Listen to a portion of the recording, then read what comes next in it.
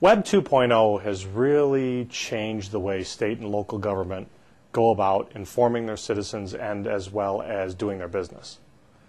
Before, when we talk about the internet and we talked about what was really considered e-government in the early stages, what we had was people were just trying to get a presence out there. They were just trying to find a way to say, hey, I'm here, I'm open between 8 and 4, and by the way, my library hours are till 10. Then, after a while, they started to interact with each other, saying, okay, you have a great idea for me. You'd like my library to be open until 11, so you communicated with me. And then, by the by, I made my library open until 11 o'clock at night. But then we began to transact business as government to citizens, and we started to actually do business over the web. We started to pay traffic tickets. We started to pay fees. We started to ask for birth certificates and death certificates and marriage certificates. We tried to put mapping information online so people could utilize it more effectively.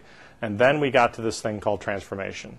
And we struggled with transformation in e-government because what that meant was how do we change our back-end systems? How do we redo what we do on the backside of things by utilizing these new technologies that are on the front? Well, Web 2.0 came in, and what it did was it created a really collaborative and interactive environment. And what I mean by that is it provided forums by which people could actually not only interact on the web, but they could create on the web to help transform the back end of government. So by collaborating, and here's the thing that government doesn't do well, or hasn't done well in the past, is work across government lines, or work across municipal lines. And the reason being is there were separate identities. There was separate, this is mine, this is my public safety department, this is your fire department, this is my library, this is your library. And so what happened is there was these lines that were almost artificially drawn between operations. Well, today's environment with an economy that's slumping and revenue that's dropping, governments can no longer operate without collaborating. And if they don't collaborate, they will not survive in this next generation. And the reason being is that the next generation of users and consumers don't care where they get their government information from. They don't care if it's the village. If I start at the village, don't send me to the county. And by the way, certainly don't send me to the state. So they don't care where that's happening. So you know what? It has to be virtual. And it has to be allowed to be gotten to in multiple ways. Web 2.0 technologies make that happen. One, we have blogging that creates an ability to share information and then have people react to that information. We have the ability of podcasts, and podcasts and videocasts are very popular. People are on the go. They're on the go more now than they ever have been. So they want to be able to download information, and when they're on the treadmill or they're on the exercise bike, they want to just listen to that information. They don't want to have to sit in a library, or they don't want to have to sit there in front of their computer and make that happen. So there's a way that that interactive technology helps. But when you also look at RSS feeds where we're pushing information out to the web and allowing people to grab news feeds or to customize, I think this is one of the most innovative things that happened many years ago, was the ability to customize portals.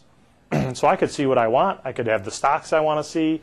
I could have the sports teams I want to follow. And I could then just have that customized to my needs and my business needs. Well, those technologies have changed that whole transformation piece because government's doing more with less. But yet what's happening now is people are entering the front door through the e-government or portal or whatever it may be, or the website, like our website at Oakland County. They'll enter from that doorway and they'll actually do business and transform business on the backside because now I don't have the people I used to have to do that work. So now they're actually having the technology do the work for them. But by the way, they also want to give us their opinion. By the way, they also want to comment on a policy that was driven forward or a law that was made at the state. They want to have the ability to interact with government and actually impact the outcome of government. Well, if we're going to create a collaborative environment between governments, which is what people want, if we're going to create an interactive environment, which is what the internet is today with Web 2.0 technologies, we have to be able to draw all that technology together. For instance, we have 130 different items that people seek out from our website. They've come to our website and they're trying to get that information. They do that, and those folks actually sign up to get that subscription of emails back to them.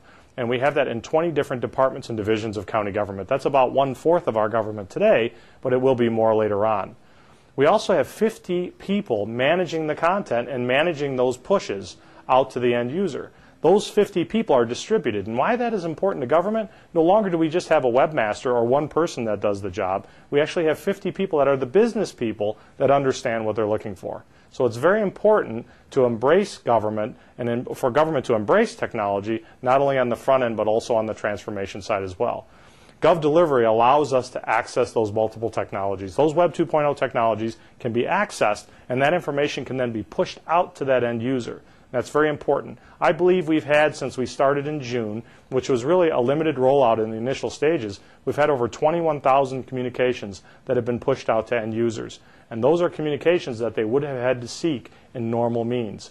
And that interactive ability, or that ability to interact with government, has really changed the way we do business today.